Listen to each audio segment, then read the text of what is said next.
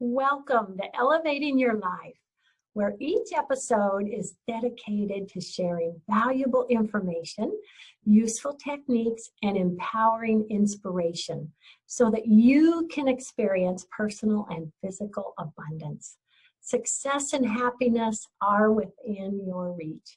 I am your go-to gal who will help you find your happiness triggers and a true elevated life. I am your host, Paula Vail. Hello and welcome. Thank you for joining me today. I want to share a fantastic guest with you. I have with us today Jordan Gross. Jordan is a Northwestern and Kellogg School of Management graduate, a startup founder, a 2 times TEDx speaker, and a #1 best-selling author. His new book, The Journey to Cloud 9, absolutely fantastic, provides a new approach to the personal development world by using fictional storytelling to reveal some of life's most meaningful principles. It really is a fun read and just some great topic too. First off, Jordan, welcome. Hey, Paula. Thank you so much for that warm intro, and thank you so much for being willing to chat today. I'm just really grateful and excited to be on the show with you. Oh, and I'm just honored to have you as one of my guests to share with everyone. Thank you. I would love you to share a little more of your background and really what inspired you to write this fun book. Yeah, so my background in a nutshell is I was going through the motions for a long time in my life, Paula, and I was one of those box checkers. I went to high school on Long Island in New York, and I was your student athlete. So I played soccer and I got good grades, and then the next step was to go to college and do the same. So I went over to Northwestern in Chicago and I played soccer and I got good grades. And when I realized that professional soccer wasn't in the cards, it was continue to get good grades and then get good internships so that I can get a good job. And that's what I did. I got good internships in finance and consulting, and then I was on my way to getting a job.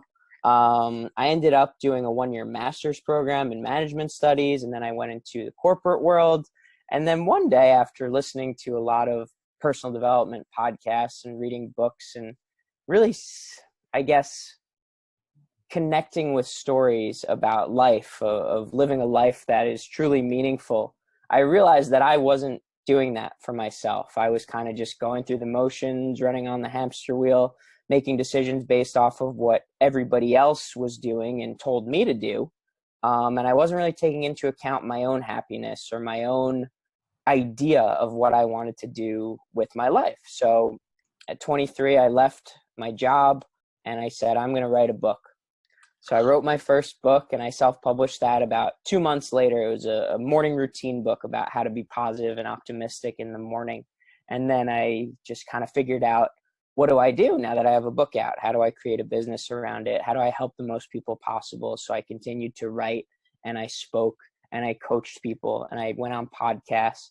And then about a year later, I was again at this crossroads. Do I go back to the traditional path? Do I write another book? Do I maybe come out with a sequel to that book? And this is the story about the inspiration behind The Journey to Cloud 9, is that I was in the back of an Uber in New York City. And I was just sitting there looking out the window, and I decided that I really wanted to have a discussion with my Uber driver about a boat that I had just seen in the East River, because the boat was called Cloud 9. So I just asked my Uber driver, I said, hey, that's a cool name for a boat. What does Cloud 9 mean to you? And this was the foundation for the book that I ended up writing, because he told me his story about the day he got married, and he told me a story about his children being born, and he told me a story about when he was a young kid and he remembers feeling like he was on Cloud 9 when he could play outside with his friends. And as I was listening to these stories, I kind of said, wow, I think there's a concept here about life and meaning and fulfillment and what it's really all about. So I asked more people what cloud nine meant to them, and I got more stories. And as I listened to more of these stories, I noticed that there were like these pivotal moments of cloud nine-ness, so to speak, but there were also these main concepts and characteristics that linked all the stories together. So now, Paul, I was basically at this point where I said, I've got all this content, I've interviewed a lot of people, I have my findings. Do I want to just give my findings in another type of self-help book? Here's how you live a cloud nine life. Or can I be a little bit different? How can I share a message that's maybe a little bit more unique and entertaining? So I decided to turn the Journey to Cloud Nine into a fictional personal development piece where the life lessons are revealed throughout the book, like you mentioned, but it's not so authoritative or prescriptive, right? The reason I write stories is because I don't believe that I have all the answers. I want you, as the listener, as the reader, to create your own answers by interpreting the story that I'm telling, and then ultimately saying, I want to live like this person, I want to be like this character, or I don't want to be like this character, in order to, live the life of your dreams.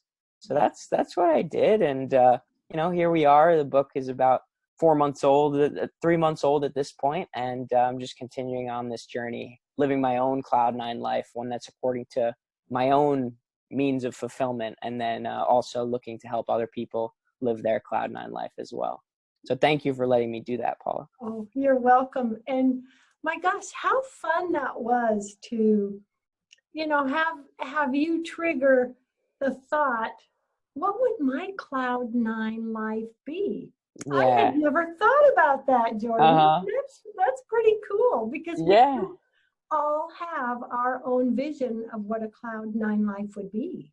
Right. And that's so important to me, Paula. I have a fun little way of really making decisions or attacking any goal or thing that I want to get out of life, right? I call it imagitivitation. And quite simply, first I imagine what my cloud nine life will look like. So I think about what ifs, and what if I could do this, and what if I could do that, and what if everything was optimal in my world. And then the next part of imagitivitation is interpreting, right? Mhm. Why is this the world I want to live in? Why is this my cloud nine life? Why are these values important to me? And then after that, I do some creation, right? I create a plan. I use my creativity to understand how I can get to this life that I ultimately want to live.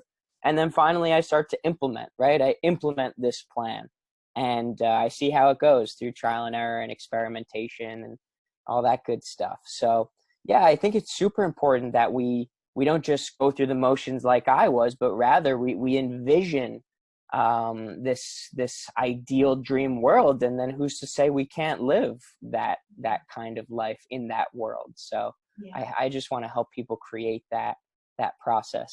And what it really triggered in me, Jordan, was, okay, let me think about what that cloud nine world is. Mm-hmm. And then I realized, okay, so maybe 20 years ago, my thought of what that would be is totally different than what it is now, That's right. because we change our viewpoint and of what really is wonderful. And then Yeah. it made me think, okay, what in my life already is in a cloud nine? It's Mm, playing with the grandkids. It's, right. I mean, it really gives you a lot of food for thought. Yeah, I love that. I love how the cloud nine moments change, the cloud nine life in totality changes, right? But I'll tell you, Paul, the one unifying factor is that living a cloud nine life is based on your own definition of what a cloud nine life is at any particular moment, as opposed to society's definition, your parents' definition, even your friends' definition of cloud nine, right? You have to understand for yourself that you're making choices that are most aligned with your heart, your gut, your intuition, as opposed to what you just expect is to be done of you for your life, right? So that's always the link, no matter what the cloud nine life looks like. Ah, I love it. It is. It is. And something you say um, in your book, live according to our own definition of success and Yeah. nobody else's. I Yeah. love that. That is powerful. Hmm. What brought you to put that on your book? So this is my why. This is my reason why I decided to write fiction and stories as opposed to just some prescriptive advice, right? And I love advice. I seek out as much advice as possible when I'm making a decision. But at the end of the day, I know that it's my decision. It's ultimately up to me, right? I have to understand that everybody is going to be providing insights based on their own experiences, whereas I can only make a choice based on my own experiences and how I feel, right? Yes. So that's what I mean when I say it has to be according to your own version of success, because not enough people really articulate what that means for them, right? It's this preconceived notion of success too often where, okay, what does success look like from a societal perspective? And then we try to chase that, right? But maybe Mhm. that's not what makes us happy. We have to understand what makes us feel most fulfilled, what gives us the most meaning, and then we have to live according to that version, that definition of success, in order to really feel like what we're doing is super meaningful and impactful. Yes. And really, wouldn't you say what counts is what we feel inside Of with our course, success? I You know? truly do. I Yes. think there's nothing more important than feeling to me, than energy to me. Um, no matter what it is that we're pursuing, we're ultimately pursuing the feeling that we get whenever we reach the goal, whenever we are on the path to the goal. Just, that's how we assign meaning to things. It's based off of feeling. Yes. Hmm. Yes. And really, just taking it upon ourselves to make the steps and work on a success that we're looking for, that that is success for Hmm. us. That gives us that feeling because Yeah, we're working towards that. It doesn't matter that's what right. anyone else says or if there's a Right. bar, well, when you're here, you're successful. You're successful just being you and taking the Yeah. steps of getting there, wouldn't you say? I would 100% say that. For me, my version of success is becoming the person who has the best opportunity to reach whatever it is that I want to go and get, right? So it's always about that process. It's never about, for example, if I wanted to lose 10 pounds, right? I don't think success is actually losing the 10 pounds. I think that success is giving myself the best opportunity that I can in order to be the version of Jordan that can lose those 10 pounds, right? I think there's a key difference there. Yes, I agree. I Hmm. agree. Because success is just in following your thoughts, your intuitions, and working towards that. You're a success. You're a success just being you, in my opinion. Yeah, I agree. I totally agree. We need more of that message. That reminds me of Mr. Rogers, right? I love Mr. Rogers, and it's just so much valuing each individual person for what they bring to the world. And every single person is going to have a unique perspective, a unique set of experiences, a unique interpretation of what their life should look like. And we need to help bring that out in other people because, like you said, each person is a success in their own right. And I think it's our jobs maybe to figure out how somebody else is successful and then learn from that person. Yes, yes. So, what would you say are your greatest messages that you can give the audience to help them in creating their cloud nine? What do you say are the strongest points? Yeah, so I think this concept of imagitivitation is huge. So imagining what your life could look like, right? If you're not where you want to be now, and then interpreting why you want your life to look like that, and then creating a plan as to how you can get there, and then implementing on that plan, right? So those four key pillars are really, really important ingredients. And then the second thing I'll say is that although we want it to be our own life and we want to make our own decisions, right? And the journey to cloud nine is basically this metaphor for a flight through the sky. You're going through the clouds and you're understanding your flight to a cloud nine life. And you're the pilot of the plane, right? But I think in order to live a cloud nine life, what we could really use is an amazing co-pilot, whether that's a mentor, a teacher, a friend, a parent, whatever it may be. And it could be more than one co-pilot, right? It could be a group of co-pilots. The relationships that we make throughout our lives are just paramount, right? So finding the people who are most like-minded, finding the people who are able to truly build you up, finding the people who are just as devoted to your happiness in this world as you are, right? You want to find those co-pilots as you go about your journey. So those two things would be my secrets, my key secrets would be imagitivitation and finding the right co-pilot. Do you know what I imagined, Jordan, is okay, I'm flying this plane, I have my co-pilot, and all the passengers on the plane are people in my life, connections I've made. The whole plane is, flying towards my cloud nine. I mean, really, it's very fun to open your imagination with this. It really is. It really is. I think imagination is a lost art. There's so much beauty in it, in revealing that inner child, right? I think so often when we don't know what's next in our lives, we need to think back to that inner child, that imagination, that playful side that said, I want to be the astronaut. I want to be the race car driver. I want to be whatever, right? And then think about what that means for what we can do next in our lives. So imagination is huge for me. And then obviously with imagination comes the creativity to go ahead and actually figure out a way to, live that life. Yeah. And creativity in life creates so much positive manifestation, and it's so fun. Yeah. I mean, one of my favorite quotes is by Albert Einstein. It's just that creativity is intelligence having fun. Oh my gosh.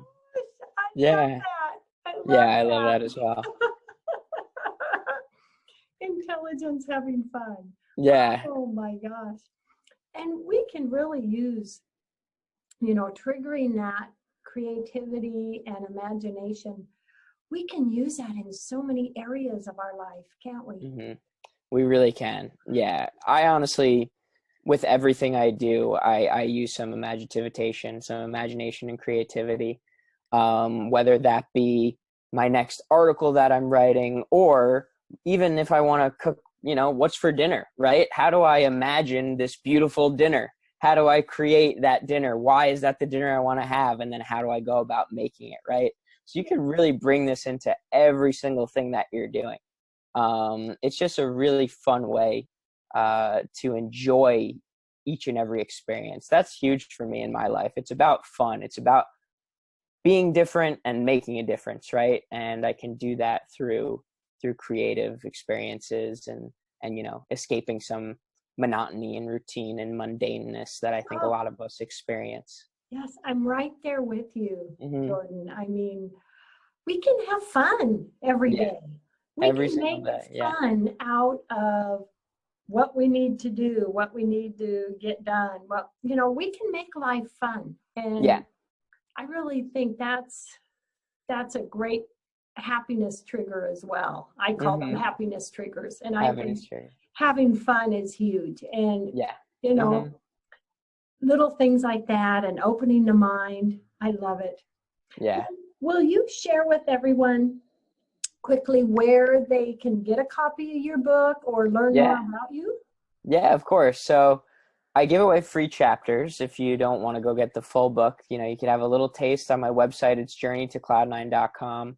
And then you can go to the book page and grab some free chapters. And then you can also just get the whole book on Amazon. So it's Journey to Cloud 9 by Jordan Gross. And that's also on my website. You can get redirected to that page from there. So, well, tell me, Jordan, this must have really had a fun effect on you. Yeah. What has been the most fun that you have experienced so far in sharing this book with the world? That's a lovely question, Paula. And like we said before, I try to have fun with everything that I'm doing, right? I want to enjoy every moment, every conversation. Um, in regard to fun experiences, the journey to Cloud9 led me to a really cool opportunity to give a TED Talk about this concept of imagitivitation and fictional storytelling as opposed to self-help. So what I did was I actually, instead of, again, doing this like lessons-based prescriptive approach to self-help, I told a story about a character, a friend in my life named Jerry, who was going through the motions and ultimately was not living a Cloud9 life because he was making decisions that were totally rooted in what other people were telling him to do. But what happened was he started reading books that were more story based, and he started having insights about his own life, and he had realizations about what he needed to change because of these stories. That it was then that he quit his job and he started to live life more according to his own terms and his own intuition, right? So I shared this story on the TEDx stage, and I shared the concept of imagitivitation, and ultimately it was a story about my own life that I got to share with other people, but through a very creative lens. So that was pretty cool. And then obviously, in addition to that, just the people I've been able to talk to, the conversations I've had about the book, the stories that I get, the pictures that I get of people who see storefronts that are called Cloud9 or products that have Cloud9 in the name, or being on a ski lift and the mountain is called Cloud9. Like it's been really cool because whenever people see Cloud9, they kind of associate it with me and they send me stuff. So that's been really nice as well. That is so cute. Oh, how Yeah. precious. Yeah, that's been pretty cool. Oh my gosh, I love it. I love it. Oh. With a few minutes left in the show, what last thoughts do you want to leave with everyone today? So there's a takeaway from the back of the book that says to live life according to, I don't remember the exact words, but it's basically this feeling that you should be more afraid of the what if than you are of the what. And what I mean by that is when you make a decision, I want you to fear more what would happen if you project into the future and think, what if I would have made that call? What if I would have written that book? What if I would have started that business, right? I want you to be more afraid of that than you actually are to go ahead and write that book, start that business, make that call. Because it's not until you actually go ahead with the experience that you realize that nothing is really that scary. You just kind of work through it. You live in the moment.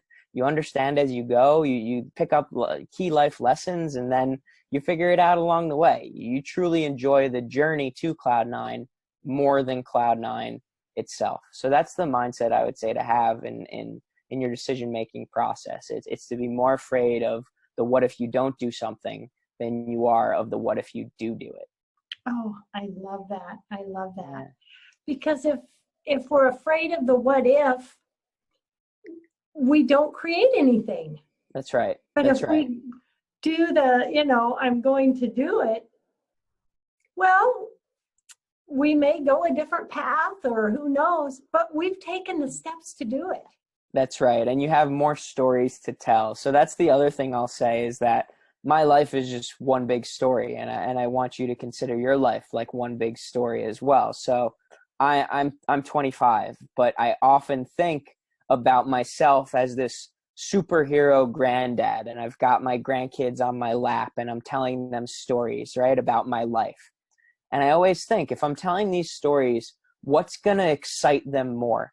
Is it going to be the story where I didn't decide to do something, where I kind of just said, oh, I could have done that, but I didn't. I stayed in my job, or I decided to play it safe? Or are they going to light up by the risks that I took, the opportunities that I created, the people that I met, the experiences that I had? I always think like that, like what's going to light them up more? And I think that's huge. That's huge in everything that I do, and I try to relay that message as well. That is so awesome because that is so true. I know myself with, my 27 years in a restaurant, Mm-hmm. and I started working there in college. I had it all figured out. I was going to be an accountant. Well, I ended Uh-huh. up running a restaurant Yeah. and then buying it. But what happened for me to buy that restaurant is unbelievable. I Mm-hmm. put that in my Why Am I So Happy book. That Yeah.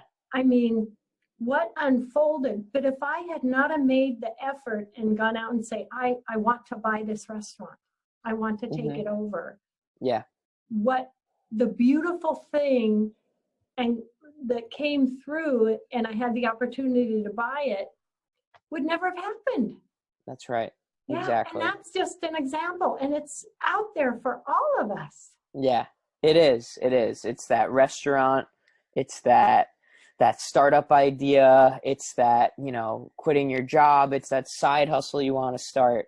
Um, I think that, I try to stay away from cliches, but we only get one shot at this crazy thing. We only get one chance at this story to tell. So let's maximize that story. Let's make the most of our opportunities.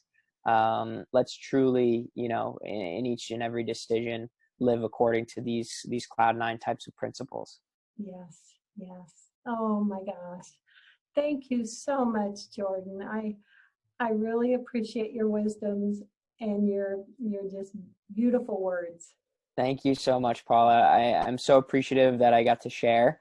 And please let me know anything that I could do to support you and your listeners and your journey as well. So I'm always here to help and be a supporter. Oh, thank you so much, Jordan. Oh, and Thank love, you. hugs, and blessings, honey. Likewise. And everyone out there, love, hugs, and blessings. Thank you so much. Bye.